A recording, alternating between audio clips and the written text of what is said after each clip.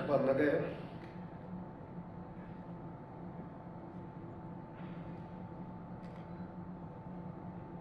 സുഖിതേട്ടനായിരുന്നു.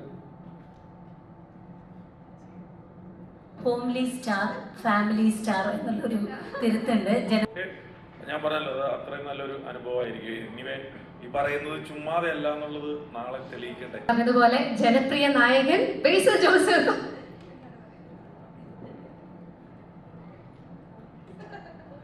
Homely star, family star എന്നുള്ളൊരു തിരുത്തുണ്ട്. ജനപ്രിയ നായകനല്ല അദ്ദേഹം. എല്ലാം ഞാൻ തന്നെ. റൈറ്റർ വിശേഷിപ്പിച്ചതാണ് ജനപ്രിയ നടൻ. ഹോംലി സ്റ്റാർ മതി. നമസ്കാരം, എല്ലാവർക്കും നമസ്കാരം. അജയന്റെ രണ്ടാം മോഷണം എന്ന് പറയുന്ന സിനിമയെ കുറിച്ച് ഞാൻ ഭയങ്കരമായിട്ട് കഴിഞ്ഞ പ്രാവശ്യം ഫോറം മാളിൽ വെച്ചുള്ള പരിപാടിയിൽ വാചാലനായിരുന്നു. അപ്പോൾ അതുകൊണ്ട് ഞാൻ വീണ്ടും വാചാലനാവേണ്ട ആവശ്യമില്ല എന്ന് എനിക്ക് തോന്നുന്നു. പക്ഷേ എന്നെ സംബന്ധിച്ചിടത്തോളം ഭയങ്കര പേഴ്സണൽ ആയിട്ടുള്ള ഒരു സിനിമയാണ്. ഈ പറയുന്ന പോലെ ജിതിൻ ലാൽ എന്ന് പറയുന്ന അതിൻ്റെ ഡയറക്ടർ ആദ്യത്തെ എൻ്റെ ഷോർട്ട് ഫിലിം മുതൽ കൂടെ അസിസ്റ്റന്റ് ഡയറക്ടറായിട്ടൊക്കെ വർക്ക് ചെയ്തിരുന്ന ആളാണ്. അതിനുശേഷം കുഞ്ഞിരാമായണത്തിലുണ്ടായിരുന്നു, ഗോദയിലേക്കുണ്ടായിരുന്നു. അപ്പോൾ ഈ സിനിമാ ജേർണിയിൽ എൻ്റെ കൂടെ കണ്ടിന്യൂസ് ആയിട്ട് സഞ്ചരിച്ച ഒരാളാണ്. അപ്പോൾ ജിതിൻ ഇങ്ങനെ ഒരു സിനിമ ചെയ്യുന്നതെന്ന് പറയുന്നത് ഭയങ്കര എക്സൈറ്റിംഗ് ആയിട്ടുള്ള ഒരു കാര്യമാണ്. അവരിത് എങ്ങനെ ചെയ്യും എന്നുള്ളതൊക്കെ ഒരു ടെൻഷൻ ഉണ്ടായിരുന്നു, ഇത്രയും വലിയൊരു സിനിമ എന്നുള്ള രീതിയിൽ. അത് കാരണം ഗോദയുടെ സമയത്തൊക്കെയാണ് തോന്നുന്നത് ഇതിൻ്റെ സ്ക്രിപ്റ്റ് ആദ്യമായിട്ട് വായിക്കുന്നത്. അന്ന് ഇതൊരു കുഞ്ഞു സിനിമയായിരുന്നു. ആക്ച്വലി കുഞ്ഞു സിനിമ ഇൻ ദ സെൻസ് ഇത്രയും സ്കെയിലൊന്നും ഉണ്ടായിരുന്നില്ല. പക്ഷെ അവനത് വർക്ക് ചെയ്ത് അതിൻ്റെ ഒരു ഓരോ സ്റ്റേജിലും ഇതിൻ്റെ അപ്ഡേറ്റ്സ് ഒക്കെ ഇങ്ങനെ കണ്ട് വരുമ്പോൾ ഇതിങ്ങനെ സിനിമ ഇങ്ങനെ എനിക്കറിയാം അത് ഇത് വലുതായിക്കൊണ്ടിരിക്കുകയാണ്. നമ്മുടെ കൺമുമ്പിൽ നിന്നത് ഇങ്ങനെ വലുതായിക്കൊണ്ടിരിക്കുക. അവൻ്റെ വിഷൻ ഭയങ്കര വലിയ വിഷനിലാണ് അവൻ ആ സിനിമ അതിനെ പ്ലേസ് ചെയ്തത്, ആ ഒരു ചെറിയൊരു ഐഡിയ പ്ലേസ് ചെയ്തത്. പക്ഷെ അത് ഇവൻച്വലി അവനത് പുൾ ഓഫ് ചെയ്യുന്നു എന്ന് പറയുന്നത് ഒരു വലിയ അച്ചീവ്മെന്റ് തന്നെയാണ്. കാരണം ഇതിന്റെ ഷൂട്ടിംഗ് സെറ്റിലൊക്കെ പോകുമ്പോഴൊക്കെ നമ്മൾ കാണുമ്പോൾ, കാരണം ഇത്രയും വലിയൊരു സിനിമ മൗണ്ട് ചെയ്യുക എന്ന് പറയുന്നത് അത്ര എളുപ്പമുള്ള കാര്യമല്ല. അത് എത്രയും ബജറ്റ് ഒരു പ്രൊഡ്യൂസർ ഇൻവെസ്റ്റ് ചെയ്യുക, 100-150 ദിവസത്തോളം ആക്ടേഴ്സ് അതിനുവേണ്ടി ഇൻവെസ്റ്റ് ചെയ്യുക, അവരുടെ ജീവിതത്തിൽ 150 ദിവസം ഒരാളെ ട്രസ്റ്റ് ചെയ്ത് നമ്മൾ കൊടുക്കുകയാണ്. പ്രൊഡ്യൂസർ ആണെങ്കിലും ഇത്രയും മുതൽ മുടക്കി സിനിമയ്ക്ക് വേണ്ടി ചെയ്യുക, ടെക്നീഷ്യൻസ് ആണെങ്കിലും അവരുടെ അത്രയും ദിവസത്തെ ഡേറ്റ് ഈ സിനിമയ്ക്ക് വേണ്ടി മാറ്റിവെച്ച് അയാളുടെ വിഷൻ്റെ കൂടെ ഒരുമിച്ച് നിൽക്കുക എന്നൊക്കെ പറയുന്നത് ഒരുപാട് കൺവിക്ഷനും അയാളെ ആ ഡയറക്ടറിനെ ട്രസ്റ്റ് ചെയ്യുകയും ചെയ്താൽ മാത്രമേ ആൾക്കാർ ഇതിൻ്റെ കൂടെ നിൽക്കുകയുള്ളൂ. അപ്പോൾ അതും പ്രത്യേകിച്ച് തുടക്കക്കാരനായിട്ടുള്ള ഒരാൾ, അത് രണ്ടാമത്തെയോ മൂന്നാമത്തെയോ സക്സസ് ഒക്കെ കഴിഞ്ഞിട്ടുള്ള ഒരു പോയിന്റിലൊക്കെ ആണെങ്കിൽ ഇത് കുറച്ചുകൂടെ എളുപ്പമാണ്. ആദ്യത്തെ സിനിമ ചെയ്യാൻ വരുന്ന ഒരാളെ എങ്ങനെയാണ് നമ്മൾ ഇത്രയും പേരെ കൺവിൻസ് ചെയ്ത് വിശ്വസിപ്പിച്ച് ഇത്രയും പേര് ഒരു കുടക്കീഴിൽ ഇത്രയും ദിവസങ്ങൾ കൊണ്ടുപോകുക എന്ന് പറയുന്നത് ചില്ലറ കാര്യമല്ല. അപ്പോൾ അത് വലിയൊരു അച്ചീവ്മെന്റ് തന്നെയാണ്. സിനിമയുടെ ഔട്ട്പുട്ടും അതിൻ്റെ റിസൾട്ടിൻ്റെ അപ്പുറത്തേക്ക് അതിനുവേണ്ടി എടുത്ത എഫേർട്ട് ഭീകരമായിട്ടുള്ള സിനിമയ്ക്കും നിങ്ങൾ കാണാൻ പോകുന്ന സിനിമയെക്കാളും വലിയ എഫേർട്ടാണ് ആ സിനിമയുടെ പിന്നിലുള്ളത്.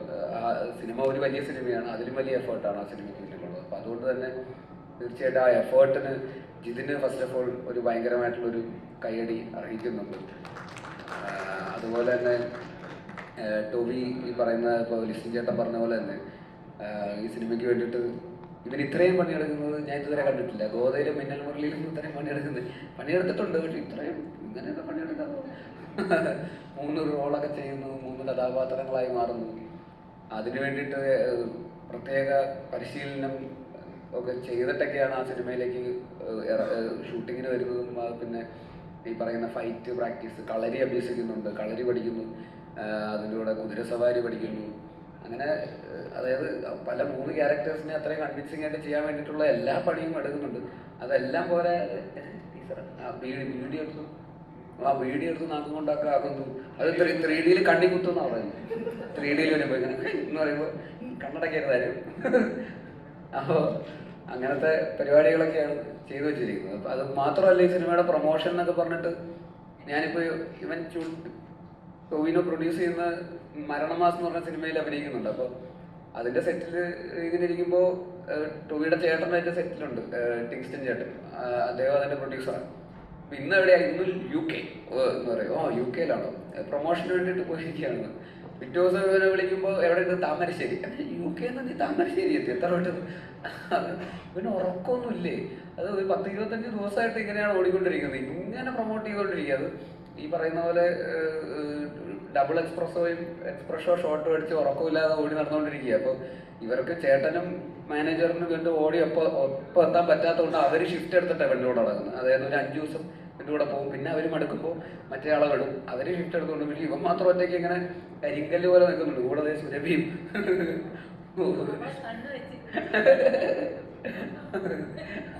അപ്പോൾ അത്രയും എഫേർട്ട് എടുക്കുന്നത് ജെന്യുവൻലി എനിക്ക് കണ്ടപ്പോൾ ഞാൻ എന്തായാലും ഇത്ര എടുക്കൂല. എനിക്ക് എന്നെ കൊണ്ട് ഇനി നിന്റെ പടത്തിന് മരണമാസത്തിന് ഇങ്ങനെ പ്രൊമോഷനൊക്കെ ഇറങ്ങാന്ന് പറഞ്ഞാൽ ഞാൻ ഇറങ്ങൂല കേട്ടോ. എന്നെ കൊണ്ട് വയ്യ. ഇങ്ങനെ കുറച്ചൊക്കെ ഇറങ്ങേണ്ട വരും. നീയല്ലേ പ്രൊഡ്യൂസ് ചെയ്യും. ഇത്രയും ഉറപ്പില്ലാതെ പ്രൊമോട്ട് ചെയ്യാൻ തന്നെ കൊണ്ട് പറ്റില്ല. അതാണെങ്കിൽ നോക്കാം. അപ്പോൾ അത്ര എഫേർട്ട് ഈ സിനിമയ്ക്ക് വേണ്ടിയിട്ട് ആദ്യം മുതലേ ഇതിൻ്റെ ആ തുടക്കം മുതലുള്ള ജേർണി മുതൽ 2016 മുതൽ ഇപ്പോൾ ഇന്ന് ഈ റിലീസിൻ്റെ തലേദിവസം വരെ ഇവിടെ വന്ന് നിൽക്കുമ്പോൾ വരെ. ഇന്നിപ്പോൾ എവിടെ നിന്ന് നിങ്ങൾ വരുന്നത്? ഹൈദരാബാദ്, ബോംബെയിൽ നിന്ന് രാവിലെ എത്തിയിട്ടേ ഉള്ളൂ. അപ്പോൾ ബോംബെയിൽ നിന്ന് രാവിലെ ഇൻ്റർവ്യൂ ഉണ്ടായിരുന്നു. എയർപോർട്ടിൽ വെച്ച് 2 ഇൻ്റർവ്യൂ സെറ്റ് കൂടെ പ്രൊമോഷൻ അതൊക്കെ കഴിഞ്ഞ് വന്നിരിക്കുക. അപ്പോൾ ഇന്ന് നാളെ ഉണ്ടാവും തോന്നുന്നു അല്ലേ? അപ്പോൾ ഇനി അങ്ങോട്ടുണ്ട്. നാളെ റിലീസാണ്. ശരിയാണ്. ഇനി ഓണാഘോഷമൊക്കെ ഉണ്ടെന്ന് തോന്നുന്നു അല്ലേ? സക്സസ് സെലിബ്രേഷൻ ഉണ്ട് ദുബായിൽ. സക്സസ്. അപ്പോൾ ആ രീതിയിൽ ഇവർ ഇതിന് വേണ്ടിയിട്ട് മരിച്ചു നിന്നിട്ടുണ്ട്. ഈവൻ ലിസ്റ്റിൻ ചേട്ടനാണെങ്കിലും പ്രൊഡ്യൂസർ എന്നുള്ള രീതിയിൽ ഇത്രയും റിസ്ക് എടുത്ത് ഇതിന് വേണ്ടിയിട്ട് ഇറങ്ങിത്തിരിക്കുക, ഇതിനെ വിശ്വസിക്കുക, ടൊവിനോയെ വിശ്വസിക്കുക, ഇത് ഇത്രയും സ്ക്രീൻസിൽ റിലീസ് ചെയ്യുക, 3D എന്നൊക്കെ പറയുന്നതൊക്കെ ചെയ്യാന്ന് പറയുന്നതൊക്കെ അദ്ദേഹത്തിനും അതിൻ്റേതായിട്ടുള്ള വിഷൻ കറക്റ്റായിട്ട് എല്ലാവരും അലൈൻഡ് ആവുന്നതുകൊണ്ടാണല്ലോ. പിന്നെ അതുപോലെ തന്നെ ആക്ടേഴ്സ് സുജിത്തേട്ടൻ ഇതിൻ്റെ റൈറ്റർ, അദ്ദേഹവും ഇതിനോടൊപ്പം തന്നെ സഞ്ചരിച്ച അന്ന് 2017 സുജിത്തേട്ടന് ഞാൻ അവിടെ ഗോതയുടെ പ്രീ പ്രൊഡക്ഷൻ ക്ലാസ്സിൽ വെച്ച് കണ്ടത് ഓർമ്മയുണ്ട്. അപ്പോൾ അന്ന് മുതൽ പിന്നെ നോക്കുമ്പോഴൊക്കെ സുജിത്തേട്ടൻ ഇതിന് ഈ പടത്തിന് വേണ്ടിയിട്ടാണ് 7-8 വർഷമായിട്ട്. അപ്പോൾ അതിൻ്റെ സുജിത്തേട്ടൻ വേറെ സിനിമയൊന്നും ചെയ്തിട്ടില്ല. അപ്പോൾ ഇവർ രണ്ടുപേരും തമ്മിലുള്ളൊരു ജേർണി ത്രൂ ഔട്ട് ഉണ്ടായിരുന്നു ആദ്യം മുതലേ. അപ്പോൾ അതും അദ്ദേഹത്തിനും ഒരു സ്വപ്ന സാക്ഷാത്കാരമാണ് ഈ സിനിമ എന്ന് പറയുന്നത്. പിന്നെ ആക്ടേഴ്സ് ആയിട്ടുള്ള സഞ്ജു, നമ്മുടെ ശിവജിത്ത്, സുരഭി, പിന്നെ ഇവിടെ ഇല്ലാത്ത മറ്റേ ആക്ടേഴ്സ് എല്ലാവരും ഈ സിനിമയ്ക്ക് വേണ്ടി അങ്ങനെ ഡെഡിക്കേറ്റഡ് ആയിട്ട് കംപ്ലീറ്റ് ത്രൂ ഔട്ടായിട്ട് നിന്നിട്ടുണ്ട്. ഞാനും ഇതിൻ്റെ അകത്തൊരു ചെറിയ റോള് ചെയ്തിട്ടുണ്ട്. എന്നെ സംബന്ധിച്ചിടത്തോളം ഇതിൻ്റെ ഷൂട്ടിംഗ് ഭയങ്കര ഹെക്റ്റിക്കായിരുന്നു. ഞാൻ പറയുന്ന ഷൂട്ടിൻ്റെ ഇടയിൽ ന്യൂമോണിയ വന്നു, ആശുപത്രിയിൽ 2 ആഴ്ച അഡ്മിറ്റായി, കിടപ്പിലൊക്കെ ആയി. അത്രയും കഷ്ടപ്പാടായിരുന്നു ആ ഷൂട്ട്. അമ്മാരും എങ്ങനെ ഷൂട്ട് ചെയ്ത് കൊടുത്തുന്നാണ്. കുട്ടി അത് കഴിഞ്ഞിട്ടുണ്ടായിരുന്നു. കുട്ടി ഉണ്ടാവുന്നതിന് തൊട്ട് മുമ്പ് അതിൻ്റെ ഷൂട്ട് നടക്കുന്നത്. അതിന് ന്യൂമോണിയ ആയിട്ട് ഒന്നുമില്ല. കുട്ടീനെ എന്തെങ്കിലും അത്ര വലിച്ചിറങ്ങുന്നു.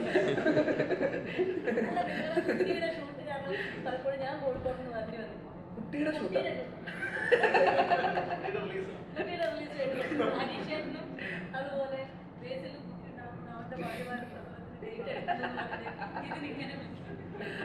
അതുണ്ട്. കാരണം ഇത് നമ്മൾ ഡിസംബർ ജാനുവരിയിലൊക്കെ ഇതിൻ്റെ ഷൂട്ട് നടക്കുന്നത്. ഫെബ്രുവരിയിലായിരുന്നു ഡേറ്റ്. അപ്പോൾ എനിക്ക് ടെൻഷൻ. ഇനിയിപ്പോൾ നേരത്തെ എങ്ങാനും വന്നാലും ഞാൻ വീട്ടിലില്ലെങ്കിൽ അപ്പോൾ ആ ടെൻഷൻ ഉണ്ട്. ഒരു അച്ഛൻ്റെ രോഗം നിൽക്കും.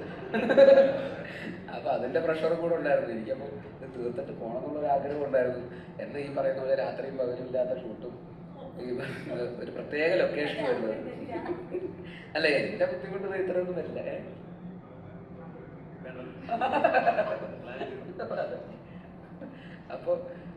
അപ്പോൾ അങ്ങനെ ഒരു ഭയങ്കര സക്സസ്ഫുൾ ജേണിയാണ് സോ ഫാർ ഈ സിനിമ. ഇത്രയും കഷ്ടപ്പാടുകളിൽ കൂടെയൊക്കെ ആണെങ്കിലും എത്രയും ബുദ്ധിമുട്ട് കൂടുന്നവരും സിനിമയുടെ ഉയരം കൂടുന്നവരും രുചി കൂടുമെന്ന് അറിയില്ലേ, അതുപോലെയാണ് കഷ്ടപ്പാട് കൂടുന്നവരും സിനിമയുടെ വിജയം മധുരകരമായിരിക്കും എന്നുള്ളതാണ് സിനിമയുടെ ചരിത്രം തെളിയിച്ചിട്ടുള്ളത്. അതുപോലെ തന്നെ ആവട്ടെ, അതുപോലെ തന്നെ ആവും എന്ന് തന്നെയാണ് ഞങ്ങൾ വിശ്വസിക്കുന്നത്. ഇത്രയും പേരുടെ എല്ലാവരുടെയും എഫേർട്ട് നാളെ പേ ഓഫ് ചെയ്യും. നിങ്ങളെല്ലാവരും തിയേറ്ററിൽ വന്ന് തന്നെ കാണുക. 3Dയിലാണ് ഈ സിനിമ വന്നിരിക്കുന്നത്. അതുകൊണ്ട് തന്നെ ഫാമിലിയായിട്ടൊക്കെ എല്ലാവർക്കും ഭയങ്കര എക്സൈറ്റിംഗ് ആയിട്ടുള്ള ഒരു അനുഭവമായിരിക്കും. ഒരു കേരളത്തിൻ്റെ ഒരു നാട്ടിൻപുറം, ഒരു വില്ലേജ് സെറ്റിങ്ങിൽ ഒരു അഡ്വഞ്ചർ സിനിമ. അതിൻ്റെ അകത്ത് പല കാലഘട്ടങ്ങളായിട്ട് ഭയങ്കര രസകരമായിട്ടുള്ളൊരു സ്റ്റോറി ലൈൻ, വിഷ്വൽ ട്രീറ്റ്മെൻറ്റ് എല്ലാം ഉണ്ട് ആ സിനിമയിൽ. അതുകൊണ്ട് എല്ലാവർക്കും എൻ്റർടൈൻ ചെയ്യിപ്പിക്കുന്ന ഒരു സിനിമയായിരിക്കും. ഒരു 5 വയസ്സ് മുതൽ പറയാം ഏറ്റവും പ്രായമുള്ള ഒരാൾക്ക് വരെ കാണാൻ പറ്റുന്ന ഒരു സിനിമ തന്നെയായിരിക്കും എന്ന് തന്നെയാണ് ഞങ്ങൾ വിശ്വസിക്കുന്നത്. അങ്ങനെ തന്നെ ആവട്ടെ എന്ന് ആത്മാർത്ഥമായിട്ട് ആഗ്രഹിക്കുന്നു. Thank you. നായകനിലേക്ക് കിടക്കാം. തീർച്ചയായും നമ്മൾ മലയാളികൾക്ക് ഒരു പ്രത്യേക ഇഷ്ടം തന്നെയാണ് ടൊവിനോയോട്. കാരണം ഞങ്ങളുടെ മുൻപിൽ വളർന്നു വന്ന നടനാണ് ടൊവിനോ. ആദ്യം ചെറിയ ചെറിയ വേഷങ്ങൾ ചെയ്തു തുടങ്ങി. ഇപ്പൊ ഇതാ 50ാമത്തെ സിനിമയിലൂടെ 3 കഥാപാത്രങ്ങളായി ഞങ്ങളുടെ മുൻപിലേക്ക് വീണ്ടും വരാൻ ഒരുങ്ങുകയാണ്. So what you have to say? നമ്മളുടെ ഡിസ്നിയായിട്ട് നേരത്തെ പറഞ്ഞ പോലെ ഞങ്ങളിവിടെ ഒരു റൗണ്ട് പ്രൊമോഷൻ ചെയ്തിട്ടാണ് പോയത്. നിങ്ങളൊക്കെ ഉണ്ടായിരുന്നല്ലോ. പിന്നെ ഞങ്ങള് ഇവിടുത്തെ ഒരു റൗണ്ട് പ്രൊമോഷൻ കഴിഞ്ഞിട്ട് മറ്റ് സ്ഥലങ്ങളിലൊക്കെ പ്രൊമോഷൻ ചെയ്യാനായിട്ട് പോകുന്ന സമയത്ത് എൻ്റെ ഒരു കോൺഫിഡൻസ് എന്ന് പറഞ്ഞാൽ ഇവിടെയുള്ള ആളുകളെ പ്രത്യേകിച്ച് പറഞ്ഞ് മനസ്സിലാക്കുകയോ ക്ഷണിക്കുകയോ ചെയ്യേണ്ട കാര്യമില്ലല്ലോ. ഇത് നമ്മളുടെ എല്ലാവരുടെയും സിനിമയല്ലേ. ഞങ്ങളെല്ലാവരും ഈ സിനിമയുമായിട്ട് കേരളത്തിന് പുറത്തോട്ട് ഒരു മലയാളം സിനിമയുമായിട്ട് പ്രൊമോഷന് പോകുമ്പോൾ മലയാളികളോട് പിന്നെ പ്രത്യേകിച്ച് പറയണം, ഞങ്ങൾക്ക് അറിഞ്ഞൂടെ, നിങ്ങളുണ്ടല്ലോ എന്നുള്ള കാരണം കൊണ്ടാണ്, ആ ഒരു ധൈര്യത്തിലാണ് ഞങ്ങൾ പുറത്തു പോയിട്ട് പ്രൊമോഷൻസ് ഒക്കെ തീർത്തത്. ഇതൊരു പ്രൊമോഷന്റെ ഭാഗം പോലുമല്ല. അവസാനം ഞങ്ങൾ വന്നിരുന്നിട്ട് ഇറങ്ങുന്നതിന് മുമ്പ് നിങ്ങളുമായിട്ട് ഒന്ന് സംസാരിച്ച് ഞങ്ങളുടെ സന്തോഷവും പങ്കുവെച്ച് ഇറക്കുക എന്നുള്ളതിന്റെ ഭാഗമായിട്ടാണ് ഞങ്ങളെല്ലാവരും ഇപ്പോൾ ഇവിടെ ഇരിക്കുന്നത്. ശരിയല്ലേ? നിങ്ങൾക്ക് എല്ലാവർക്കും അറിയില്ല പടം നാളെ ഇറങ്ങുന്ന കാര്യം? ഒന്ന് ഉറക്കെ പറയോ? ഓക്കെ, കാണില്ലേ? അതുകൊണ്ടാ, ഇത് തന്നെയാണ്, ഈ വിശ്വാസം കൊണ്ട് തന്നെയാണ് ഞങ്ങൾ കേരളത്തിലെ പ്രൊമോഷൻസ് ആദ്യം ഒരു റൗണ്ട് തീർത്തിട്ട് അവസാനം വന്ന് വീണ്ടും ഉറപ്പിക്കാം എന്ന് വിചാരിച്ചത്. ഒരുപാട് സന്തോഷം. ഇത്രയും കാലമായിട്ടും നിങ്ങളെല്ലാവരുടെയും മാധ്യമങ്ങളിൽ കൂടെയും ഒക്കെ ഞങ്ങൾക്ക് തന്നിട്ടുള്ള ഒരു സപ്പോർട്ട്, അത് ഭയങ്കര അടിപൊളിയാണ്. Thank you so much. ഈ സിനിമയിൽ കുറേ അതിൻ്റെ ബേസിൽ പറഞ്ഞ കാര്യം, ബേസിൽ വെറുതെ പറയാനാണ്, അവൻ നല്ല പണിയെടുക്കുന്ന ആളാണ്.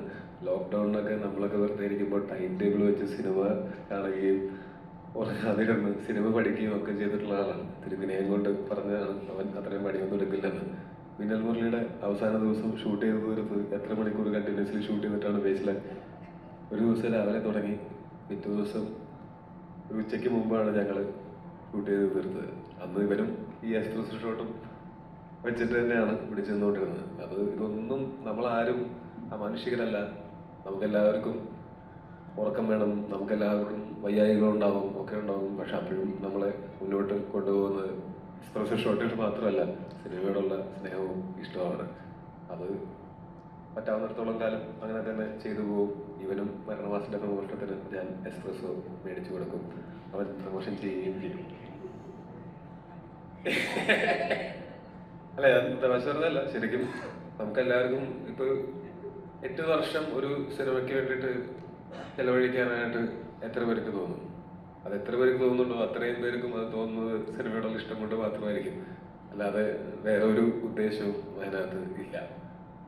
അത് ആ ഒരു ഉദ്ദേശശുദ്ധി ജിതിൻ്റെ അടുത്ത് ആദ്യം പറയുന്ന സമയത്താണെങ്കിലും സുഹിതേട്ടനെ ഞാൻ ആദ്യമായിട്ട് കാണുന്ന സമയത്താണെങ്കിലും ഒക്കെ നമ്മൾ അന്ന് വിചാരിച്ചതിനേക്കാൾ ഞങ്ങളുടെ കൺമുന്നിൽ വളർന്നു വന്ന സിനിമയാണത്. ഷൂട്ടിംഗ് തുടങ്ങുന്നതിന് മുമ്പേ അത് കുറച്ച് വലിപ്പം വെച്ചിരുന്നു. പിന്നെ ഞങ്ങളെല്ലാവരും കൂടെ കുറച്ചും കൂടെ വളർത്തി. അങ്ങനെയല്ലേ നമുക്ക് പ്രിയപ്പെട്ട നമ്മളുടെ മക്കളോടൊക്കെ നമ്മൾ എങ്ങനെയാണ് ചെയ്യുക? അവർ സ്വന്തം കാലിൽ നിൽക്കാറാവുന്നതുവരെ നമ്മളുടെ എല്ലാവരുടെയും കഴിവിൻ്റെ പരമാവധി നമ്മളുടെ പിള്ളേരോട് ചെയ്യില്ലേ? നമ്മുടെ പാരൻസ് നമ്മളോടും ചെയ്തില്ലേ? അതുപോലെ ഞങ്ങൾക്ക് എല്ലാവർക്കും ഇന്ന് അതുപോലെ ഞങ്ങളുടെ ഒരു പ്രോഡക്റ്റിനോട്, ഞങ്ങളുടെ ഒരു കുഞ്ഞിനോടുള്ള പോലെ ഉള്ളൊരു സ്നേഹം തീർച്ചയായിട്ടും ഉണ്ട്. അതുകൊണ്ട് സിനിമ നന്നാക്കാനായിട്ട് എന്തെങ്കിലും സാധ്യതയുണ്ടോ അത് അവസാന നിമിഷത്തിലാണെങ്കിലും തീർച്ചയായിട്ടും ചെയ്തിരിക്കും. ഇപ്പോൾ ഇത് ഞങ്ങളുടെ എല്ലാവരുടെയും ഒരു ജീവിതം മാറുന്ന സിനിമയാവട്ടെ എന്ന് ആഗ്രഹിച്ച് തന്നെയാണ് ഞങ്ങൾ ഈ സിനിമയുടെ തുടക്കം മുതൽ നിൽക്കുന്നത്. ഇവിടെ ഇപ്പം ഞങ്ങൾ ഈ ഇരിക്കുന്ന ആളുകൾ മാത്രമല്ല, വരെയും ഒരുപാട് പേരുണ്ടായിരുന്നു. ഒരുപാട് പേരെന്ന് വെച്ചാൽ ഇതിൽ നിങ്ങൾ സ്ക്രീനിൽ കാണാൻ പോകുന്ന ആക്ടേഴ്സോ അവർ മാത്രമല്ല, അതുപോലെ നിങ്ങൾക്ക് അറിയാവുന്ന ഇതിനകത്ത് സിനിമാറ്റോഗ്രാഫറും എഡിറ്ററും അല്ലെങ്കിൽ ആർട്ട് ഡയറക്ടറും കോസ്റ്റ്യൂം ഡിസൈനറും മേക്കപ്പ് മാനും തുടങ്ങിയിട്ടുള്ള ചീഫ് ടെക്നീഷ്യൻസ് മാത്രമല്ല, വേറെയും കുറേ പേരുണ്ടായിരുന്നു. ഞങ്ങളൊക്കെ ഷൂട്ടിങ് തുടങ്ങുന്നതിന് മുമ്പേ അവിടെ ഞങ്ങൾക്ക് വേണ്ട ഈ ജിയോതിക്കാവ് എന്ന് പറയുന്ന ഗ്രാമം അവിടെ ഉണ്ടാക്കാനായിട്ട് അവിടെ വന്ന് പണിക്ക് തുടങ്ങിയിരുന്ന കാർപ്പൻറ്ററി ഏട്ടന്മാർ മുതൽ ഒരുപാട് പേരുണ്ടായിരുന്നു. ഒരു ദിവസം ഞങ്ങൾ ഷൂട്ട് ചെയ്യുന്ന സമയത്ത് ഞങ്ങൾക്കൊരു ടാങ്കിനകത്ത് വെള്ളം നിറച്ചിട്ട് ഒരു അണ്ടർ വാട്ടർ സീക്വൻസ് പോലത്തെ ഒരു ഉണ്ടായിരുന്നു നമ്മൾ ഷൂട്ട് ചെയ്യുന്ന സമയത്ത്. അന്ന് ഞങ്ങൾ സാധാരണ കോൾ ഷീറ്റ് എന്ന് പറഞ്ഞാൽ രാവിലെ മുതൽ വൈകിട്ട്, രാവിലെ ഒരു 6-7 മണി മുതൽ വൈകിട്ട് ഒരു 9:30 വരെയാണ് നമ്മുടെ ഒരു കോൾ ഷീറ്റ്. ആ കോൾ ഷീറ്റ് അവസാനിച്ച് കഴിഞ്ഞാൽ പിന്നെ അടുത്ത നമ്മൾ കണ്ടിന്യൂസ്ലി വീണ്ടും ഷൂട്ട് ചെയ്യണമെങ്കിൽ നമ്മൾ സെക്കൻഡ് ബാറ്റയിലേക്ക് പോകും എല്ലാവർക്കും. അപ്പോൾ പ്രൊഡ്യൂസർക്ക് ലൊക്കേഷൻ്റെ പൈസ ചോദിച്ച് ബാക്കി എല്ലാവരുടെയും ബാറ്റ ഡബിൾ ആകുമ്പോൾ 2 ദിവസത്തെ എക്സ്പെൻസ് ആണത്. അന്ന് ഞങ്ങൾ ആ ഷൂട്ട് ചെയ്തുകൊണ്ടിരിക്കുമ്പോൾ ആ ടാങ്ക് ലീക്കായി വെള്ളം പോയി. നമുക്ക് ഷൂട്ടിങ് നടക്കാത്ത ഒരവസ്ഥ വന്നപ്പോൾ നമുക്ക് പിന്നെ വെള്ളം, കാര്യം നമ്മൾ ഷൂട്ട് ചെയ്യുന്ന കുറച്ച് അകത്തോട്ട് കയറിയിട്ട് ഒരു കാലിയായിട്ട് കിടക്കുന്ന ഒരു 10-600 ഏക്കർ ഒരു സ്ഥലം ഉണ്ടായിരുന്നു, അവിടെയായിരുന്നു. അപ്പോൾ അവിടേക്ക് വെള്ളം ശേഖരിച്ച് എത്തിച്ച് നിറച്ച് ഷൂട്ട് ചെയ്യുന്നതിൻ്റെ ഭാഗമായിട്ട് നമുക്ക് കുറച്ചധികം സമയം ചിലവായി. അന്ന് ആ 9:30 നമുക്ക് ഷൂട്ട് തീർന്നില്ല, ഒരു 2 മണി വരെയൊക്കെ ഞങ്ങളന്ന് ഷൂട്ട് ചെയ്തിരുന്നു. പിറ്റേ ദിവസം നമ്മളെയൊക്കെ അത്ഭുതപ്പെടുത്തിക്കൊണ്ട് ഉണ്ടായൊരു കാര്യം എന്ന് പറഞ്ഞാൽ ആ സിനിമയിൽ വർക്ക് ചെയ്ത മുഴുവൻ ആളുകളും ഞങ്ങൾക്ക് സെക്കൻഡ് ബാറ്റ വേണ്ട, ഞങ്ങൾ കണ്ടതല്ലേ എന്താണ് സംഭവിച്ചതെന്ന്, നമ്മളുടെ ആരുടെയും തെറ്റുകൊണ്ടല്ലല്ലോ സംഭവിച്ചത്, അതുകൊണ്ട് ഞങ്ങൾക്ക് 1 ഡേ സിംഗിൾ ബാറ്റ മതി, ഡബിൾ ബാറ്റ വേണ്ട എന്ന് പറഞ്ഞത്. ഇത് സംഭവിച്ചത് തീർച്ചയായിട്ടും ഇത് എപ്പോഴെങ്കിലും ഇങ്ങനെ ഉള്ളൊരു കോൺവെർസേഷനിൽ പറയണം എന്ന് ആഗ്രഹിച്ചതാണ്. ഭയങ്കര അത് സിനിമയുടെ ഭാഗത്ത് നിന്ന് എല്ലാവർക്കും അവരോടും തീർച്ചയായിട്ടും നന്ദിയുണ്ട്. അതിനേക്കാൾ ഉപരി ഇത് സിനിമ തുടങ്ങി ആദ്യത്തെ ഒരു 10 ദിവസത്തിനകത്ത് നടന്ന ഒരു കാര്യമാണ് ഞാൻ പറയുന്നത്. അതിനുശേഷം കാസർഗോഡ് നല്ല ചൂടുള്ളപ്പോഴും നല്ല തണുപ്പുള്ളപ്പോഴും ഒട്ടും സൗകര്യങ്ങളില്ലാതെയും ഒക്കെ നമുക്ക് എല്ലാവർക്കും ഷൂട്ട് ചെയ്യേണ്ടിയൊക്കെ വന്നിട്ടുണ്ട്. അന്നൊക്കെയും നമ്മൾ ഒരു സംഘം ആളുകൾ ഒരു സിനിമ എടുക്കാൻ വേണ്ടി ഇറങ്ങിയിരിക്കുന്നു എന്നുള്ള ഒരേ മനസ്സോടെ പ്രവർത്തിച്ചത് കൊണ്ട് മാത്രം സംഭവിച്ച ഒരു സിനിമയാണിത്. ഇതിനകത്ത് ഞാൻ 3 കഥാപാത്രങ്ങൾ ചെയ്യുന്നുണ്ട്. അതിനെപ്പറ്റിയുള്ള കാര്യങ്ങളെല്ലാം ഞാൻ പറഞ്ഞു കഴിഞ്ഞു. ഇപ്പം അതിനെപ്പറ്റി പറയേണ്ട കാര്യമില്ല, ഞാൻ അത് റിപ്പീറ്റ് ആയിരിക്കും. നിങ്ങൾ കണ്ടു നോക്കിയിട്ട് നിങ്ങൾ വിലയിരുത്തും. ഞങ്ങൾ കണ്ട സ്വപ്നം, ഞങ്ങൾ ചെയ്ത സിനിമ നന്നായിട്ടുണ്ടോ എന്ന് നിങ്ങൾ പറയും. പിന്നെ ഇതിൽ ഓരോരുത്തരുടെയും പേരെടുത്ത് പറയാനാണെങ്കിൽ സുഹിതേട്ടനായിരുന്നു എൻ്റെ ഏറ്റവും പ്രധാനപ്പെട്ട സപ്പോർട്ട് സിസ്റ്റം. നമ്മൾ എപ്പോഴെങ്കിലും ഈ പ്രതിസന്ധികൾ ഉണ്ടായിരുന്നു, തുടക്കം മുതൽ അതിഭീകര പ്രതിസന്ധികളുണ്ടായിരുന്നു. അത് ഇപ്പം ആലോചിക്കുമ്പോൾ അതൊക്കെ തമാശയാണ്. അന്നൊക്കെ ഞങ്ങളൊക്കെ ഒരുമിച്ചിരുന്ന് കരഞ്ഞിട്ടുണ്ട്, ഞങ്ങളൊക്കെ തല്ലുകൂടിയിട്ടുണ്ട്, പിന്നെ ചിരിച്ചിട്ടുണ്ട്. അപ്പം അന്നൊക്കെ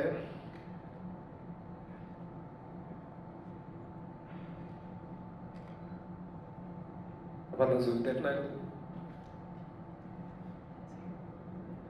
ഒരു സപ്പോർട്ട് സിസ്റ്റം.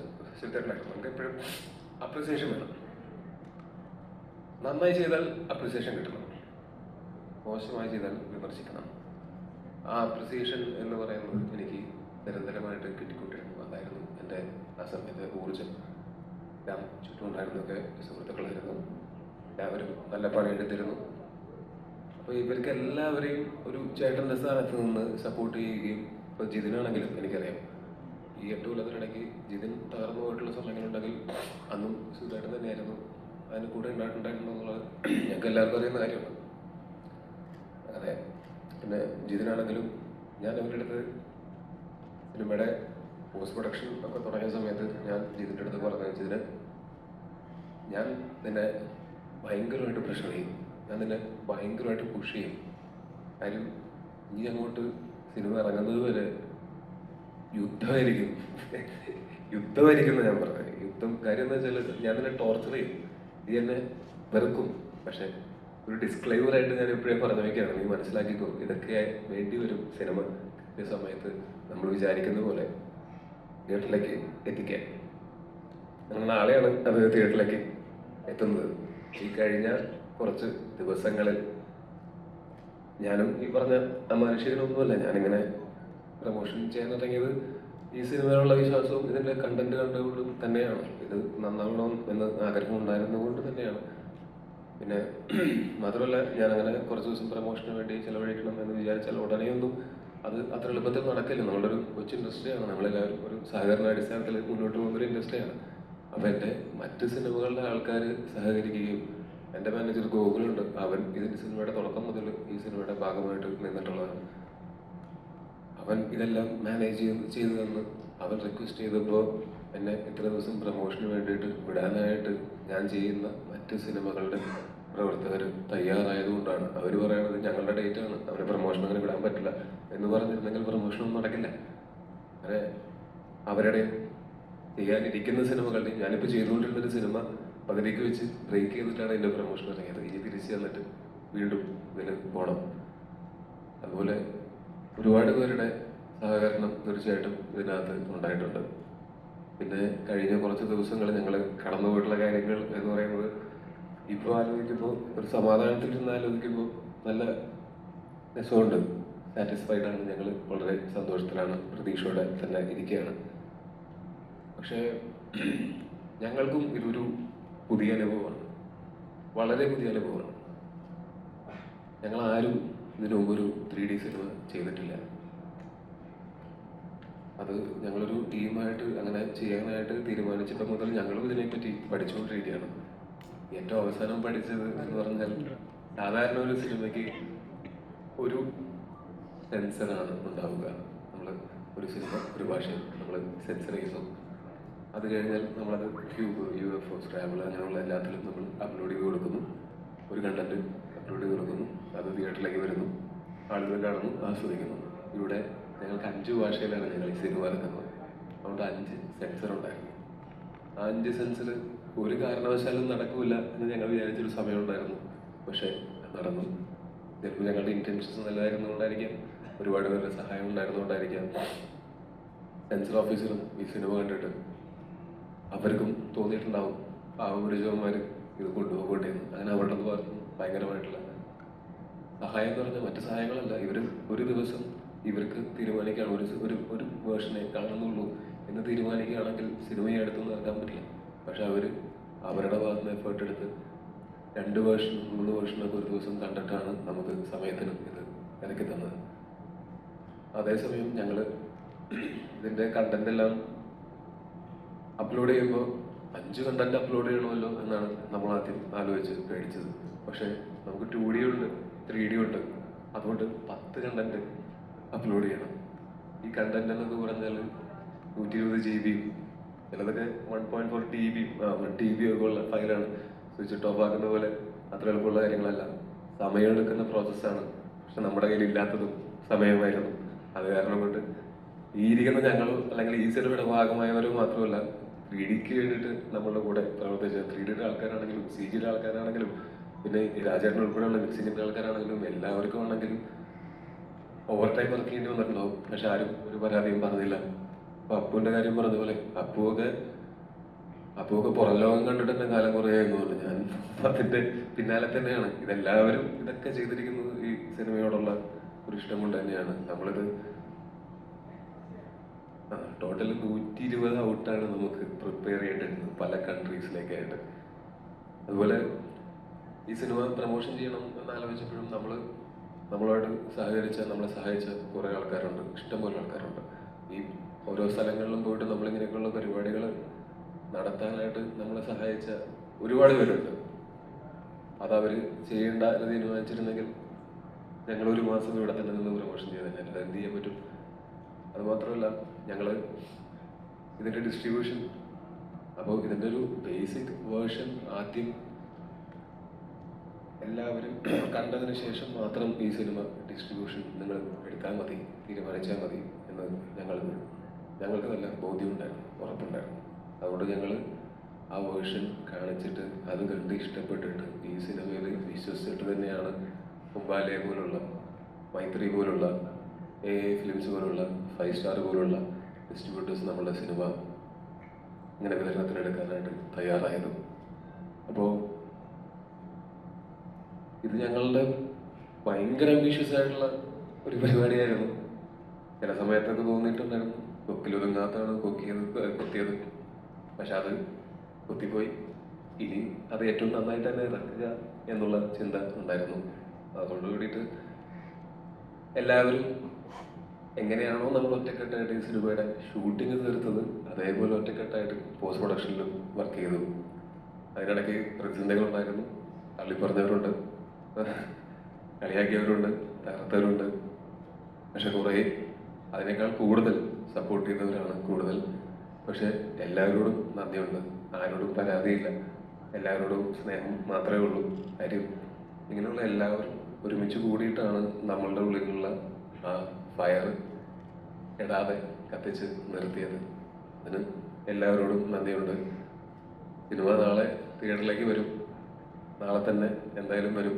പക്ഷേ അതിനു മുമ്പ് അവസാന നിമിഷത്തിൽ ഈ സിനിമയുടെ നല്ലതിന് വേണ്ടിയിട്ട്, ഈ സിനിമയുടെ എന്തെങ്കിലും ക്വാളിറ്റിക്ക് വേണ്ടിയിട്ട് എന്തെങ്കിലും ചെയ്യാനുള്ള എന്തെങ്കിലും സാധ്യതയുണ്ടെങ്കിൽ ഞങ്ങളത് ഉറപ്പായിട്ടും ചെയ്യുകയും ചെയ്യും.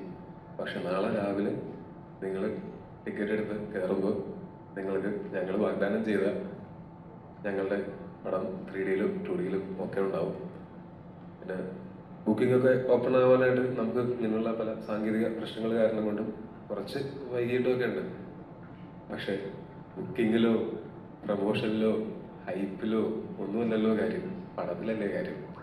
അപ്പോൾ നിങ്ങൾക്ക് എല്ലാവർക്കും അറിയാം എന്നുള്ളതാണ് ഞങ്ങളുടെ ഏറ്റവും വലിയ സമാധാനം, ഈ സിനിമ നാളെ വരുന്നുണ്ടെന്നുള്ളത്. നിങ്ങൾ കണ്ടാൽ നിങ്ങൾക്ക് ഇഷ്ടപ്പെടും എന്ന് തന്നെയാണ് ഞങ്ങളുടെ ഏറ്റവും വലിയ പ്രതീക്ഷ.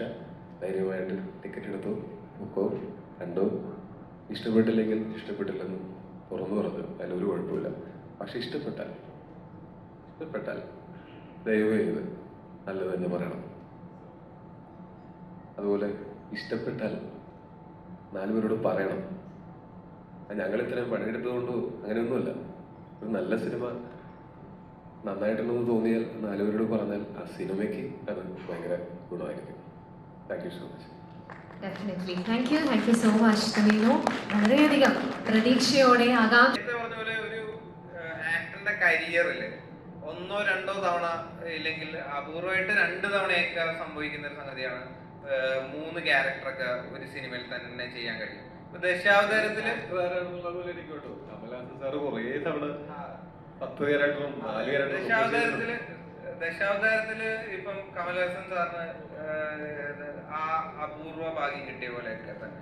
അപ്പം ടോവിനോ എന്ന് പറയുന്ന ആക്ടറിന് ഇത് എത്രത്തോളം എൻജോയബിൾ ആയിരുന്നു. അതുപോലെ തന്നെ ടോവിനോനെ ഈ 3 ക്യാരക്ടറിൽ നിന്നും എത്രയും മാറ്റി നിർത്താൻ കഴിയും. ഈ ക്യാരക്ടറുകളിൽ നിന്ന് തന്നെ മാറ്റി നിർത്താൻ പറ്റില്ല, കാര്യം ഞാനല്ലേ ഇത് ചെയ്തത്. മാത്രമല്ല അങ്ങനെ മാറ്റി നിർത്തിയെങ്ങനെ ശരിയാവും, ഞാൻ ചെയ്ത ക്യാരക്ടേഴ്സ് അല്ലേ. പക്ഷെ എൻ്റെ പേഴ്സണൽ സെൽഫുമായിട്ട് ഈ 3 ക്യാരക്ടേഴ്സിനും അത് അവർ ജീവിക്കുന്ന കാലഘട്ടം തന്നെ ഭയങ്കര വ്യത്യസ്തമാണ്. ഒരുപക്ഷെ ഞാൻ ആ കാലഘട്ടത്തിൽ ജീവിച്ചിരുന്നെങ്കിൽ ചിലപ്പോൾ അവരെ പോലെയൊക്കെ പെരുമാറുമായിരുന്നോ എന്ന് എനിക്ക് അറിയില്ല, അല്ലെങ്കിൽ ആ ഒരു സർക്കംസ്റ്റൻസസിൽ ഉണ്ടായിരുന്നെങ്കിൽ. അതല്ലാതെ ഇപ്പോഴത്തെ ഒരു അവസ്ഥയിൽ ഞാൻ നോക്കുമ്പോൾ ഞാൻ എന്ന് പറയുന്ന ഒരു വ്യക്തിയും ഈ കഥാപാത്രങ്ങളും തമ്മിൽ ഭയങ്കരമായിട്ടുള്ള അന്തരമുണ്ട്. പക്ഷെ എവിടെയെങ്കിലുമൊക്കെ സിമിലാരിറ്റി ഉണ്ടാവും. ഞാൻ തന്നെയാണല്ലോ ഇത് ചെയ്യുന്നത്.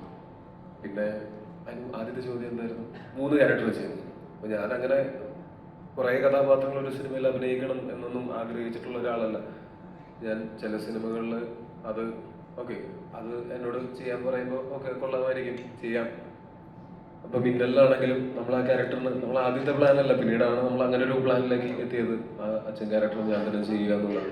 എനിക്കും അത് അങ്ങനെ ഡയലോഗൊന്നും പറഞ്ഞ് ഞാൻ ഡബിൾ റോളുകൾ അങ്ങനെ അധികം അഭിനയിച്ചിട്ടില്ല. അതിന് മുമ്പൊക്കെ മറ്റേ 1 ഷോട്ടിൽ 2 ഷോട്ടിലൊക്കെ നമ്മളെ ഈ പറയുന്ന പോലെ വേറെ ക്യാരക്ടറായിട്ട് കാണിച്ചിട്ടുള്ള പോലത്തെ ഡബിൾ റോളുകളൊക്കെ ഞാൻ ചെയ്തിട്ടുള്ളൂ. അപ്പോൾ മിന്നലിലായിരിക്കാം കുറച്ചും കൂടെ ഒരു കഥാപാത്രത്തിന് ഇത്തിരി കൂടി ഡെപ്തുള്ളൊരു കഥാപാത്രം 2 വേഷത്തിലൊക്കെ ചെയ്തിട്ടുള്ളത്. അത് നമ്മൾ ആ സമയത്ത് ലോക്ക്ഡൗൺ സമയത്ത് നമ്മൾ അങ്ങനത്തെ തന്നെ ചെയ്യാൻ തീരുമാനിച്ചു. നമ്മൾ വേറെ ലുക്കിലൊക്കെ ആയിരുന്നു, അപ്പോൾ അത് കാരണം അങ്ങനെ ചെയ്യാൻ പറ്റി. ഇത് എന്ന് പറഞ്ഞാൽ ഞാനായിട്ട് എന്നാൽ അടുത്ത ഒരു 3 വേഷം ചെയ്തേക്കാം അല്ലെങ്കിൽ 4 വേഷം ചെയ്തേക്കാം എന്നുള്ള ചിന്തയൊന്നും ഒരിക്കലും എനിക്കുണ്ടായിട്ടില്ല. ഈ സിനിമ തന്നെ എൻ്റെ അടുത്ത് വന്നപ്പോൾ ഞാൻ പറഞ്ഞത് അങ്ങനെ ഒരു 3 വേഷമൊക്കെ ചെയ്യാൻ മാത്രമൊക്കെ എനിക്കറിയില്ല. ഞാനത് ഇങ്ങനെയാണ്, ഞാനിതൊരു ചെയ്തിട്ടുമില്ല. ചെയ്താൽ നന്നാവുമോ, നമുക്ക് വേറെ 2 ആക്ടേഴ്സും കൂടെ വെച്ച് കഴിഞ്ഞിട്ട് ഇതൊരു മൾട്ടി സ്റ്റാർ ആക്കി കഴിഞ്ഞാൽ നമുക്ക് പ്രൊമോഷനും എല്ലാത്തരം ഭയങ്കര അടിപൊളിയായിരിക്കും എന്നുള്ളതാണ് ഞാൻ ആദ്യം എൻ്റെ ഫസ്റ്റ് റെസ്പോൺസ് ആയിരുന്നു. പക്ഷേ ഈ സിനിമയിൽ അങ്ങനെ 3 കഥാപാത്രങ്ങൾ ഞാൻ ചെയ്യുന്നതിന് അവർ പറഞ്ഞ ഒരു കാരണമുണ്ട്. ഒരാളെ തുടങ്ങി വെച്ചിട്ട് 2ാമത്തെ ആളിലൂടെ പോയി 3ാമത്തെ ആൾ അവസാനിപ്പിക്കുന്ന അങ്ങനത്തെ ഒരു കാര്യമുണ്ട്. അങ്ങനെ ഒരു കാരണമുള്ളത് കൊണ്ടാണ് തീർച്ചയായിട്ടും അത് ചെയ്യാം എന്ന് ഞാൻ തീരുമാനിച്ചു കഴിഞ്ഞാൽ പിന്നെ ആക്ടേഴ്സും ഈ പറയുന്ന പോലെ 3 കഥാപാത്രവും 10 കഥാപാത്രമൊക്കെ അവതരിപ്പിക്കുന്ന ആൾക്കാർ മനുഷ്യന്മാർ തന്നെയാണ്. അവരെല്ലാവരും അവരുടെ കഴിവിൻ്റെ പരമാവധി പരിശ്രമിച്ചിട്ട് തന്നെയാണ് അത് ചെയ്യുന്നത്. നമ്മൾ മനുഷ്യന്മാരാണ്, നമുക്ക് പരിശ്രമിച്ച് നോക്കാം. അതല്ലാതെ വേറെ എന്താണ് ഓപ്ഷൻ ഉള്ളത്? എത്ര കാലം നമുക്ക് അത് പറ്റില്ല ഇത് പറ്റില്ല എന്ന് ഞാൻ അങ്ങനെ ഒന്നും പറ്റില്ല എന്ന് പറയാറില്ല. എനിക്ക് കഥ ഇഷ്ടപ്പെട്ടാൽ ചെയ്യാൻ പറ്റുമെന്ന് ഒരു ചെറിയ കോൺഫിഡൻസെങ്കിലും തോന്നിക്കഴിഞ്ഞാൽ പിന്നെ അതിനുവേണ്ടി പണിയെടുക്കാമല്ലോ. അങ്ങനെ പണിയെടുക്കാൻ പറ്റും എന്നുള്ളൊരു കോംപ്രമൈസ്, ഒരു കോൺഫിഡൻസ് എനിക്ക് എപ്പോഴും ഉണ്ടായിട്ടുണ്ട്. അങ്ങനൊരു ഞാൻ അല്ലാതെ ഒരു കോംപ്രമൈസ് ഞാൻ ചെയ്യാറില്ല. ഈ സിനിമയ്ക്ക് വേണ്ടിയിട്ട് പണിയെടുക്കാൻ എനിക്ക് നല്ല ആൾക്കാരെ കിട്ടി, നല്ലൊരു ആക്ടിംഗ് കോച്ച് ഉണ്ടായിരുന്നു, ഈ 3 കഥാപാത്രങ്ങളെ മനസ്സിലാക്കി തരാനായിട്ട് നല്ല ആക്ടേഴ്സ് ഉണ്ടായിരുന്നു എൻ്റെ ചുറ്റും നിന്ന്. എനിക്ക് പെർഫോം ചെയ്യുന്ന സമയത്ത് ആ ഒരു ഗിവ് ആൻഡ് ടേക്കിനും ഒക്കെ പറ്റിയ കലക്കൻ ആക്ടേഴ്സ് എൻ്റെ കൂടെ ഉണ്ടായിരുന്നു. എല്ലാ ക്യാരക്ടേഴ്സും ചെയ്തിട്ടുള്ള ആക്ടേഴ്സൊക്കെ നമുക്ക് പെട്ടെന്ന് തോന്നും ഇതൊക്കെ ടൈലർ മെയ്ഡ് ആയിട്ടുള്ള ആൾക്കാരെ നോക്കി നമ്മൾ പിക്ക് ചെയ്തോ അല്ലെങ്കിൽ ഇവർക്ക് വേണ്ടിയിട്ട് ടൈലർ മെയ്ഡായിട്ട് ചെയ്തതാണെന്ന് തോന്നുന്ന രീതിയിൽ തന്നെ ഇവർ എല്ലാവരും നന്നായിട്ട് പെർഫോം ചെയ്ത് വെച്ചിട്ടുണ്ടായിരുന്നു. അപ്പം അതിൻ്റെ ഇടയിൽ നിൽക്കുന്ന സമയത്ത് എനിക്ക് ഒരിക്കലും മോശമാവാൻ പറ്റില്ല. പിന്നെ ടെക്നീഷ്യൻസ് ഉണ്ടായിരുന്നു, എന്നെ ട്രസ്റ്റ് ചെയ്ത് എൻ്റെ റൈറ്ററും എൻ്റെ ഡയറക്ടറും ഉണ്ടായിരുന്നു. പിന്നെ കളരി പഠിപ്പിക്കാനായിട്ട് ശിവകുമാർ ഗുരുക്കൾ, കൊല്ലത്ത് CVN കളരിയിലെ ഗുരുക്കളാണ്. ഈ ഗുരുക്കൾ വന്നിട്ട് ഗുരുക്കൾക്കാണ് കളരി ഗുരുക്കൾ എനിക്കും ഒക്കെ ഉള്ളതാണ്. എൻ്റെ തിരക്കുള്ള ആളാണ്. പക്ഷെ പുള്ളി 6 മാസത്തോളം ഞാൻ പോകുന്നിടത്തൊക്കെ എൻ്റെ കൂടെ വന്ന് ഗുരുക്കളുടെ മകനും ഒരു ശിഷ്യനും ഞാൻ പോകുന്നിടത്തൊക്കെ കൂടെ വന്ന്, ശിവജിത്തിൻ്റെ ഗുരു അദ്ദേഹം തന്നെയാണ്, കൂടെ വരികയും താമസിക്കുകയും എന്നെ വിളിച്ചേൽപ്പിച്ചുകൊണ്ട് കളരി പ്രാക്ടീസ് ചെയ്യിപ്പിക്കുകയൊക്കെ ചെയ്തുകൊണ്ടാണ്. അല്ലാതെ ഒറ്റ ദിവസം കൊണ്ട് ആർക്കും കളരി പഠിക്കാനൊന്നും പറ്റില്ല. ആദ്യ ദിവസം ഞാൻ വിചാരിച്ചു ഇതെങ്ങനെ കുളമായി പോയോ, എന്നെ കൊണ്ടൊന്നും പഠിക്കാൻ പറ്റില്ല. പക്ഷെ അന്ന് മുതൽ എൻ്റെ കൂടെ നിന്ന് എന്നെ പ്രോത്സാഹിപ്പിച്ച് എന്നെ കൊണ്ടത് പഠിപ്പിച്ച് എടുത്തതാണ്. അങ്ങനെ കുറേ പേര് ഞാൻ ഒറ്റയ്ക്ക് 3 ക്യാരക്ടേഴ്സ് ഉണ്ടാവട്ടെ എന്ന് പറഞ്ഞൊരു ശൂന്യതയൊന്നും സൃഷ്ടിച്ചതൊന്നുമില്ല. അങ്ങനെ സൃഷ്ടിക്കാനായിട്ട് ആർക്കും എനിക്കൊട്ടും പറ്റില്ല. പിന്നെ ഞാൻ ശിവജിത്തിൻ്റെ കാര്യം പറയുകയാണെങ്കിൽ, ശിവജിത്ത് അമേരിക്കയിൽ ഇരിക്കുന്ന സമയത്ത് നമ്മളുടെ ഈ സിനിമയിൽ ഒരു കാവുമ്പായി സുധാകരൻ എന്ന് പറയുന്നൊരു കഥാപാത്രമുണ്ട്. അത് അദ്ദേഹമായിട്ടുള്ള ഒരു അങ്കത്തല്ല് പോലുള്ളൊരു അങ്ങനത്തെ ഒരു സീനുകളാണ് ഞങ്ങൾക്ക് കൂടുതലായിട്ടും ഒരുമിച്ചുള്ളത്. അപ്പോൾ ആ സീൻ ശിവജിത്ത് അല്ലാതെ വേറെ ആരും ചെയ്താൽ നന്നാവില്ല. കാര്യം എന്ന് വെച്ചാൽ 1.5 വർഷം കളരി പഠിച്ച് കളരി അറിയാവുന്ന ഒരാളാണ്. അല്ലാതെ നമ്മളൊരു അതിനേക്കാളൊക്കെ അപ്പുറത്ത് നല്ലൊരു ആക്ടറാണ് നമ്മൾ കണ്ടിട്ടുണ്ട്. മാത്രമല്ല അത് ഞാനൊക്കെ അഭിനയം എന്നൊക്കെ പറഞ്ഞ് ചിന്തിക്കുന്നതിനേക്കാളും മുമ്പേ പുള്ളി സ്കൂളിൽ പഠിക്കുമ്പോൾ മുതൽ ഈ കലാരംഗത്ത് നന്നായിട്ട് പ്രവർത്തിക്കുകയും മോഹിനിയാട്ടം 2 തവണ കലാപ്രതിഭയൊക്കെ ആയിട്ടുള്ള ആളാണ്. അപ്പോൾ ആ ഒരാള് അങ്ങനത്തെ ഒരു കോമ്പിനേഷൻ, നന്നായിട്ട് അഭിനയിക്കുന്ന ഗംഭീരമായിട്ടുള്ളൊരു നടൻ, പെട്ടെന്ന് നമ്മൾ നോക്കുമ്പോൾ കളരി പറയണം, അങ്ങനെ ഒരാളെ നമുക്ക് കിട്ടണം. അപ്പം ഞങ്ങൾ സംസാരിച്ചിട്ട് ഞാനാണ് പുള്ളിനെ പേഴ്സണലി വിളിച്ചിട്ട് വരുമോ ഒന്ന് ഞങ്ങളോട് വന്ന് ചെയ്യുമോ എന്ന് ചോദിച്ചു. അവിടെ നിന്ന് ഒരു മടിയില്ലാതെ സ്വന്തം പൈസയ്ക്ക് ടിക്കറ്റ് എടുത്ത് വന്ന് ഞങ്ങളുടെ കൂടെ പ്രാക്ടീസ് എല്ലാം ചെയ്ത് ഞങ്ങളുടെ കൂടെ ഗുരുക്കൾ തന്നെ ആയിരുന്നാലും ഞങ്ങൾക്ക് ഒരുമിച്ച് പ്രാക്ടീസ് ഒക്കെ ചെയ്യാൻ പറ്റി. അങ്ങനെയാണ്. അപ്പോൾ ആ സീനിൽ ഞങ്ങൾ ഒരുമിച്ച് കുറേ പ്രാക്ടീസ് ചെയ്തിട്ടുള്ള കാരണം കൊണ്ടാണ് പരിക്കുകൾ പറ്റാതെ ഞങ്ങൾ 2 പേരും രക്ഷപ്പെട്ടിട്ടുള്ളതും ആ സീൻ നന്നായിട്ടുള്ളത്. ഇതുപോലെ ഓരോരുത്തരുടെയും കാര്യം എടുത്ത് നോക്കുകയാണെങ്കിൽ, ഇപ്പോൾ ജിതിൻ അവൻ്റെ കരിയർ തുടങ്ങിയപ്പോൾ മുതൽ, അസിസ്റ്റന്റ് ഡയറക്ടർ ആയിരുന്നപ്പോൾ മുതൽ അവൻ ഹാൻഡ് പിക്ക് ചെയ്തിട്ടുള്ള ആൾക്കാരുണ്ട്. ഇതിൻ്റെ ക്രിയേറ്റീവ് ഡയറക്ടറായിട്ടുള്ള ഡിബിലേട്ടനാണെങ്കിലും, അതല്ലെങ്കിൽ ഇതിൻ്റെ അസോസിയേറ്റ് ഡയറക്ടറായിട്ടുള്ള ശ്രീലാലേട്ടനാണെങ്കിലും, ചീഫ് അസോസിയേറ്റുള്ള ശ്രീലാലേട്ടനാണെങ്കിലും ഒക്കെയും ഡിബിലേട്ടൻ ഗോതയിലെ ചീഫ് അസോസിയേറ്റ് ആയിരുന്നു. ശ്രീലാലേട്ടൻ നമ്മൾ മൊയ്തീൻ ചെയ്യുമ്പോൾ അതിലെ ചീഫ് അസോസിയേറ്റ് ആയിരുന്നു. ജോമോൻ ചേട്ടൻ മൊയ്തീനിൽ ഞങ്ങളൊക്കെ ഞാൻ സഹനടനും ഇവൻ സഹസംവിധായകനും ഒക്കെ ആയിട്ടുള്ള സിനിമയുടെ ഗ്രാഫറാണ്. അതുപോലെ ഇതിൻ്റെ എഡിറ്റർ ഷെയർ അന്ന് അതിനകത്ത് സ്പോട്ട് എഡിറ്ററാണ്. അതുപോലെ സുരഭി അന്ന് അതിനകത്ത് മറ്റേ ബൊന്തയുമായിട്ട് വരുന്ന ആ കഥ ഇനി പറയണ്ടല്ലോ അല്ലേ. അപ്പൊ അതുണ്ട്. അതുപോലെ നമ്മുടെ സുധീഷ് ചേട്ടനുണ്ട്, അല്ലെങ്കിൽ ഗോകുലേട്ടൻ അതിനകത്ത് ഉണ്ടായിരുന്നു. അതുപോലെ നമ്മളെല്ലാം കുറെ നാളുകളായിട്ട് അനീഷ് ചേട്ടനുണ്ടായിരുന്നു. അതുപോലെ ഹരീഷ് ഉത്തമൻ, പുള്ളി നമ്മളുടെ കൽക്കിയിലാണ് ഇതുപോലെ പരിചയപ്പെടുന്നത്. ഞാൻ അതിന് മുമ്പ് ഭായന നിർമ്മിച്ച് ചെയ്തിട്ടുണ്ട്. ഇതെല്ലാവരും തമ്മിൽ അത്രയും ഒരു അടുപ്പം ഉണ്ടായിരുന്നു. അത് ഇവൻ അന്ന് മുതൽ ഇങ്ങനെ ഹാൻഡ് പിക്ക് ചെയ്ത ആൾക്കാരാണ്. അതുപോലെ ഞങ്ങൾ കുറെ നാൾ റൂംമേറ്റ്സ് ആയിരുന്നു. ഞങ്ങൾ 10-40 ദിവസം അമേരിക്കയിൽ ഒരുമിച്ച് ജീവിച്ചിട്ടുള്ള ആൾക്കാരാണ്. ഇങ്ങനെയുള്ള കുറേ ആൾക്കാർ ചുറ്റും ഉണ്ടാവുന്നത് കൊണ്ടും നമുക്ക് ഈ ഒരു പെർഫോം ചെയ്യാനുള്ള സൗകര്യങ്ങൾ നമ്മുടെ ചുറ്റും ഉണ്ടാവുന്നതുകൊണ്ടുമാണ് ഇത് ചെയ്യാൻ പറ്റുന്നത്.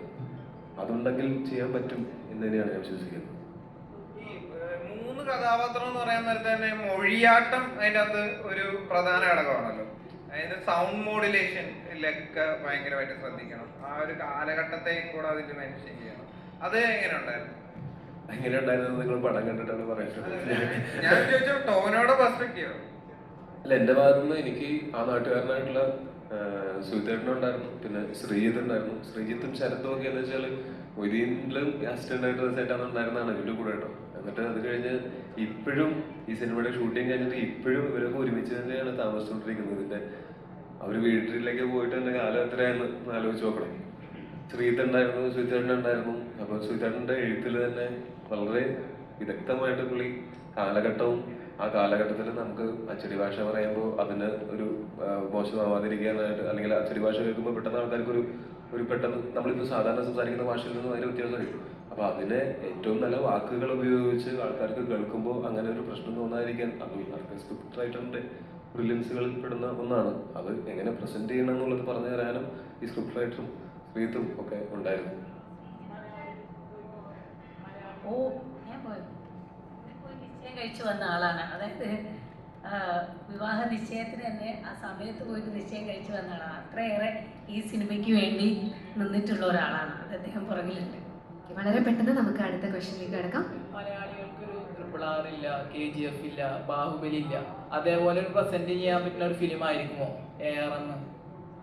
അങ്ങനെയൊന്നും നമുക്ക് അവകാശങ്ങൾ പറയാൻ പറ്റില്ല. നമുക്കെന്ന് വെച്ചാൽ നമ്മള് ശ്രമിക്കുന്നത്, നമ്മൾ അങ്ങനെ വേറെ ഏതെങ്കിലും സിനിമയെ പോലെ ആവാൻ വേണ്ടിയിട്ട് ശ്രമിച്ചിട്ടില്ല എന്നുള്ളത് നിങ്ങൾക്ക് സിനിമയുടെ ട്രെയിലർ കാണുമ്പോൾ മനസ്സിലാവും, സിനിമ കാണുമ്പോൾ കുറച്ചും കൂടെ മനസ്സിലാവും. അതൊക്കെ ഇപ്പൊ ഈ RRR ഈ KGF-ഉം അല്ലെങ്കിൽ കാന്താരയും എന്നൊക്കെ പറഞ്ഞാൽ അതൊക്കെ സംഭവിച്ചതാണ്. നമ്മൾ ആഗ്രഹിച്ചാൽ മാത്രം, അല്ലെങ്കിൽ നമ്മൾ അതിനു വേണ്ടി വർക്ക് ചെയ്താൽ മാത്രം അത് സംഭവിക്കില്ല. അത് തനിയെ സംഭവിക്കണം. നമ്മളത് ലോകം മുഴുവൻ നടന്ന് പ്രമോഷൻ നടത്തിയാലും ചിലപ്പോൾ അങ്ങനെ ആവണം എന്നില്ല.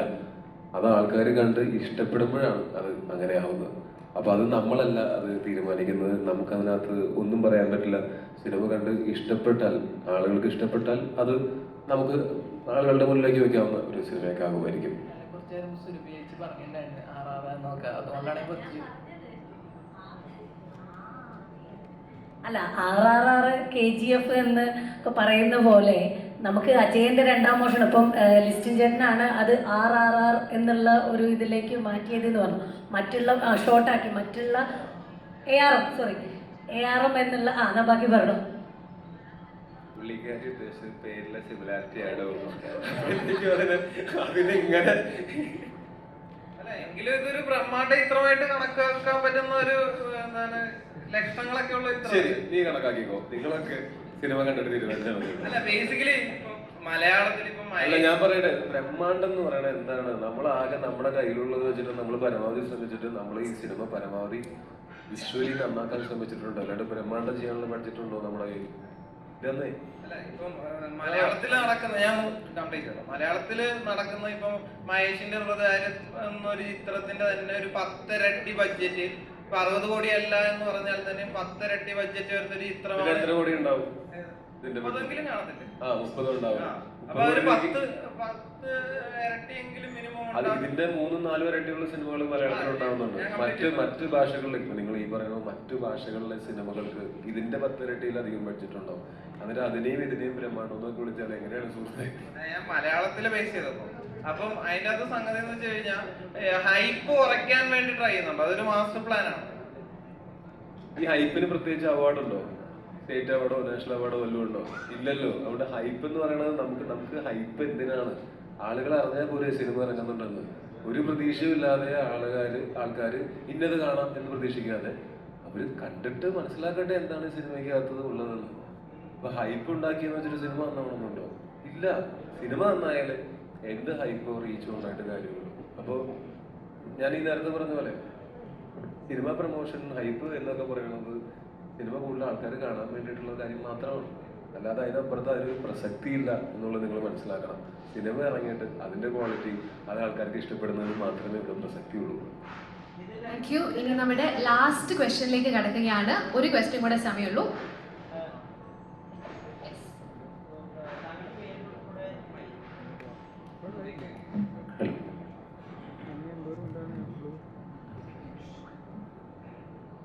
താങ്കളുടെ പേരിൽ ഉൾപ്പെടെ ഈ ലാൽ എന്നുള്ള പേര് എങ്ങനെ വന്നു എന്നുള്ളത് ഇന്റർവ്യൂകളിലൂടെ ആളുകൾ അറിയുന്നു.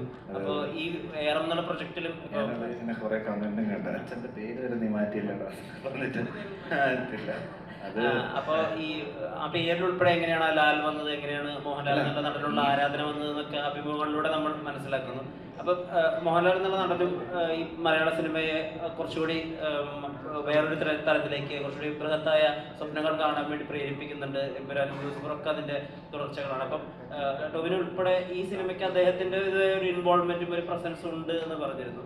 ഞാൻ പറഞ്ഞ ആ പ്രസൻസ് റിവീൽ ചെയ്യണം എന്നല്ല, പക്ഷേ റിവീൽ ചെയ്യണം എന്നല്ല, റിവീൽ ചെയ്യാം. വളരെ സന്തോഷത്തോടെ ഇന്ന് ഇവിടെ റിവീൽ ചെയ്യാൻ വെച്ചിട്ടുള്ള കാര്യമാണ്. നമ്മളുടെ ഈ സിനിമ ഞാൻ ഇന്നലെ പറഞ്ഞിരുന്നു, ലൈവിൽ പറഞ്ഞിരുന്നു, ലാലേട്ടൻ്റെ ആശീർവാദത്തോടെ തന്നെയാണ് ഈ സിനിമ തുടങ്ങുന്നത്. ഞാൻ പറഞ്ഞോട്ടെ, അതായത് ഈ സിനിമ തുടങ്ങുന്നത് ഒരു കോസ്മിക് ക്രിയേറ്ററിൻ്റെ വോയിസിൽ നിന്നാണ്, പ്രപഞ്ച സൃഷ്ടാവിൻ്റെ ശബ്ദത്തിൽ നിന്നാണ്. അപ്പോൾ നമുക്ക് മലയാളത്തിൽ ആ ശബ്ദം നൽകിയിരിക്കുന്നത് ലാലേട്ടനാണ്. നമുക്കതുപോലെ തന്നെ തമിഴിൽ ഈ പ്രപഞ്ച സൃഷ്ടാവിൻ്റെ ശബ്ദം നൽകിയിരിക്കുന്നത് വിക്രം സാറാണ്. അത് നമ്മളോടുള്ള ഇഷ്ടം കൊണ്ടും നമ്മളുടെ കണ്ടന്റിലുള്ള ഒരു വിശ്വാസം കൊണ്ടും സ്നേഹം കൊണ്ടും അദ്ദേഹം നൈറ്റ് ഷൂട്ടൊക്കെ കഴിഞ്ഞിരിക്കുന്ന സമയത്താണെങ്കിലും പുള്ളി അതിനുവേണ്ടി ഇന്നലെ രാത്രി എഫേർട്ട് എടുത്ത് നമുക്ക് വേണ്ടി ചെയ്തു തന്നതാണ് വിക്രം സാറ്. കന്നഡയിൽ നമുക്ക് ഇത് ചെയ്തു തന്നിരിക്കുന്നത് ശിവരാജ് കുമാർ സാറാണ്. അദ്ദേഹത്തിന് ആരോഗ്യ പ്രശ്നങ്ങളുണ്ടായിരുന്നു, പുള്ളി റെസ്റ്റ് എടുത്തുകൊണ്ടിരിക്കുകയായിരുന്നു. ആ സമയത്ത് വീട്ടിൽ റെസ്റ്റ് എടുത്തുകൊണ്ടിരിക്കുന്ന സമയത്ത് നമ്മളിങ്ങനെ റിക്വസ്റ്റ് ചെയ്തപ്പോൾ നമ്മളോടുള്ള ഇഷ്ടവും വിശ്വാസവും കൊണ്ടും തന്നെയാണ് അദ്ദേഹവും ഇതിനു വേണ്ടിയിട്ട് ശബ്ദം തന്നിരിക്കുന്നത്. ആ ശബ്ദത്തിലായിരിക്കും സിനിമ തുടങ്ങുന്നതും ഈ ശബ്ദങ്ങളിലായിരിക്കും സിനിമ തുടങ്ങുന്നതും അവസാനിക്കുന്നതും. അവരുടെ ഉള്ള ഈ ഒരു സ്നേഹം അത് ടോവി, ജിതിൻ ലാൽ ഇവർക്ക് സിനിമയോടുള്ള ആ ഒരു വൈകാരികത കാരണമാണോ അതോ ARMന്റെ വലുപ്പം കാരണമാണോ? പൊതുവിൽ സിനിമ എന്നുള്ള ആർട്ട് ഫോമിനോട് നിങ്ങൾക്കുള്ള ഇഷ്ടം കാരണം കൊണ്ടാണ് അവർ ചെയ്യുന്നതെന്ന് തോന്നുന്നത്, അതോ പൊതുവിൽ ARMന്റെ വലുപ്പം കാരണം? അവരുടെ നന്മയും വലിയ മനസ്സും കാരണം കൊണ്ട് തന്നെയാണ് ഇത് ചെയ്യുന്നത്. അല്ലാതെ ഞങ്ങളൊന്നും അങ്ങനെ ഞങ്ങൾക്ക് വേണ്ടി ഇത് ചെയ്യാൻ മാത്രം വലിയ ആൾക്കാരൊന്നുമില്ല. ഞങ്ങൾ ഇവിടെ സ്റ്റേറ്റ് ഫ്രണ്ടില് തൊട്ട് ഫ്രണ്ടില് ഈ അജയന്റെ രണ്ടാം മോഷണമാണ് ഷോർട്ടാക്കി ARM ആക്കിയത്. അപ്പം ഇപ്പൊ അബ്രോഡ് ഉള്ളവരൊക്കെ ഇതിന്റെ ട്രെയിലർ റിയാക്ട് ചെയ്തപ്പം അവർ പ്രൊണൗൺസ് ചെയ്യുന്നത് ആമെന്നാണ്, ARM എന്നല്ല. അപ്പം നിങ്ങൾ ഈ നെയിം ചേഞ്ച് ആക്കിയപ്പോൾ അങ്ങനെ ഒരു കൺഫ്യൂഷൻ തോന്നിയിരുന്നു? അതിലൊന്നും ഇവിടെ പ്രസക്തിയില്ല. സിനിമ കാണുന്ന സമയത്ത് ഇത് വിഷ്വൽ ലാംഗ്വേജ് ആണ്. സിനിമ മനസ്സിലാക്കാനോ മനസ്സിലാക്കാതിരിക്കാനോ ഈ പേര് കാരണമാകുന്നില്ല. അവർക്ക് ARM എന്ന് പറയണം, ആമെന്ന് പറയണം, അജയൻ രണ്ടാം മോഷണം എന്ന് പറയണം, എങ്ങനെ പറഞ്ഞോട്ടും കുഴപ്പമില്ല. സിനിമ കണ്ടാൽ മതി. നമുക്ക് ആളുകൾക്ക് പറയാനുള്ള എളുപ്പത്തിന് വേണ്ടിയിട്ടാണല്ലോ നമ്മൾ ARM ആക്കിയത്. അവർക്ക് അതിനേക്കാൾ എളുപ്പം ആം എന്ന് പറയാനാണെങ്കിൽ അങ്ങനെ പറഞ്ഞോട്ടെ. ഇപ്പൊ ഈ ടൈറ്റിൽ കാണിക്കുമ്പോൾ ഫസ്റ്റ് ഒരു വാള് കാണിച്ചിട്ടാണ് ARM എന്ന് കാണിക്കുന്നത്. അപ്പൊ അത് ആക്ച്വലി ഒരു ആമാണ്. അപ്പൊ അങ്ങനെ മീൻ ചെയ്തിട്ട് ചെയ്തതാണോ? അത് സിനിമ കാണുമ്പോൾ മനസ്സിലാവും. അതേപോലെ ഡയറക്ടറിനോട് അത് സിനിമ കാണുമ്പോൾ മനസ്സിലാവും. അതിനകത്ത് അല്ലെ എവിടെയൊക്കെ ഞങ്ങൾ എന്തൊക്കെ ഒളിപ്പിച്ച് വെച്ചിട്ടുണ്ടോ അത് സിനിമയുടെ ആദ്യം ഇറങ്ങിയ പോസ്റ്റർ മുതലേ ഞങ്ങളെല്ലാ കാര്യങ്ങളും അതിനകത്ത് തന്നെ വെച്ചിട്ടുണ്ട്. അത് പിന്നെ സിനിമ കാണുമ്പോൾ നിങ്ങൾക്ക് എല്ലാം മനസ്സിലാവും. അതേപോലെ സുരഭി ചേച്ചിനെ ഇപ്പൊ നാഷണൽ അവാർഡൊക്കെ കിട്ടിയതിന് ശേഷം ഇങ്ങനെ കൊമേഴ്ഷ്യൽ സിനിമയിലൊന്നും നായികയായിട്ട് അധികം കണ്ടിട്ടില്ല. അപ്പം എന്താ, I appreciate you for casting Har. അല്ല അങ്ങനെയല്ല, അത് എല്ലാ സിനിമ ഡിമാൻഡ് ചെയ്യുന്ന അനുസരിച്ചിട്ടാണല്ലോ ഓരോ ആർട്ടിസ്റ്റിനെയും കാസ്റ്റ് ചെയ്യുന്നത്. അധികം കണ്ടിട്ടില്ല. നമുക്ക് അതെ നമ്മുടെ സിനിമയ്ക്കായിരുന്നു ആവശ്യം, അത് സുരഭി ചെയ്തു. അല്ല അത് സിനിമയ്ക്കായിരുന്നു സുരഭീന ആവശ്യം. കറക്റ്റായിട്ട് അങ്ങനെ നമ്മൾ മാറ്റി നിർത്തിയിട്ടൊന്നുമില്ല അങ്ങനെ മലയാള സിനിമ കൊമേഴ്ഷ്യൽ സിനിമകളിൽ നിന്ന്. അല്ല, കൊമേഴ്ഷ്യൽ സിനിമകളിൽ ഞാൻ അധികം വന്നിട്ടില്ല. അപ്പം ഈ സിനിമയിൽ ഈ പറയുന്നത് പോലെ രണ്ട് ക്യാരക്ടർ അവതരിപ്പിക്കാനുണ്ടായിരുന്നു. അതിൽ അവർക്ക് എന്നിലൊരു വിശ്വാസം ഉള്ളത് കൊണ്ട് എന്നെ വിളിച്ചു, ഞാൻ പോയി എന്നെ കൊണ്ടാവുന്ന രീതിയിൽ അത് ചെയ്തു എന്നുള്ളതാണ്. ആദ്യം കാസ്റ്റ് ചെയ്തത്. പിന്നെ ആലോചിച്ചപ്പോൾ അതിന് നായികയും കൂടെ ആയതാണ്.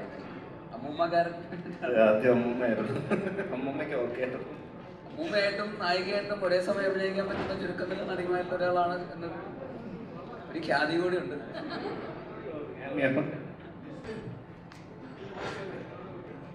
ലാസ്റ്റ് ക്വസ്റ്റ്യൻ ആണ് ലിസൺ സാറിനോടുള്ളത്. സമയത്തിന്റെ ലിമിറ്റേഷൻ ഉള്ളതുകൊണ്ട് ഇന്ററപ്റ്റ് ചെയ്യാണ്. Last question.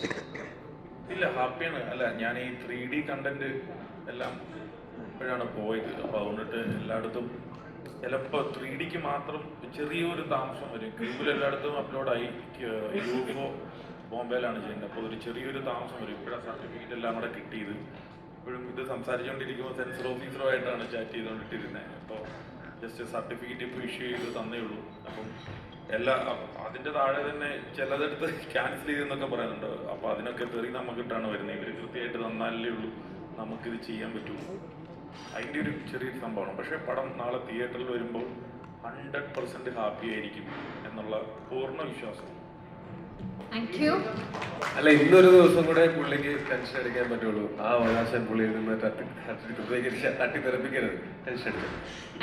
Thank you so much ARM team members. 3D ഉണ്ട്, 2D ഉണ്ട്. അപ്പം ഇഷ്ടമുള്ളവർക്ക്, ഇപ്പം ചിലവർക്ക് കണ്ണിന് ഫുൾ ടൈം ഇത്രയും നേരം കണ്ണാടി വെച്ച് കാണാനായിട്ട് ബുദ്ധിമുട്ടുള്ളവർക്ക് 2D കാണാം. 2D കാണേണ്ടവർക്ക് വീണ്ടും 2Dയും 3Dയും തമ്മിലുള്ള വ്യത്യാസം എന്താണെന്ന് കാണാൻ വേണ്ടിയിട്ട് 3D വീണ്ടും കാണാം. പക്ഷേ ഞാൻ പറഞ്ഞല്ലോ, അത് അത്രയും നല്ലൊരു അനുഭവമായിരിക്കും. ഇനിവേ ഈ പറയുന്നത് ചുമ്മാതെ അല്ല എന്നുള്ളത് നാളെ തെളിയിക്കട്ടെ.